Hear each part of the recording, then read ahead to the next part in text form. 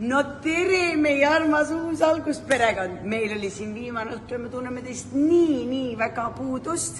Me avasime oma südamed, me ütlesime teisele, aga teadke, me ütlesime ka kõik teie kohta natukene, sest me väga teid igatseme. Ja ma loodan, et me peagi uuesti kohtume, kui mitte varem, siis Eestis suvel. Tere, head sõbrad!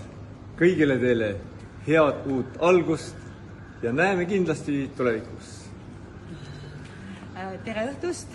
Ma olen väga tänulik ja õnnelik, et teiega on saanud siin koos olla 2 nädalat. Soovin teile kõike edu, õnne ja kõike kordaminekuid. Kohtumiseni!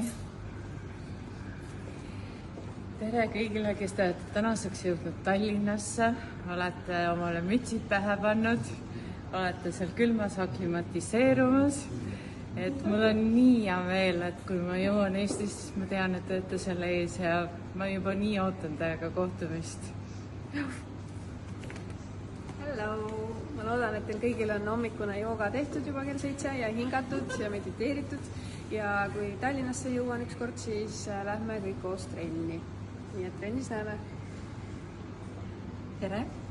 Ma arvasin, et see on puhkus, aga tegelikult oli see puhkus ja midagi palju enamat. Aitäh teile kõigile, kohtumiseni! Tere, armas pere!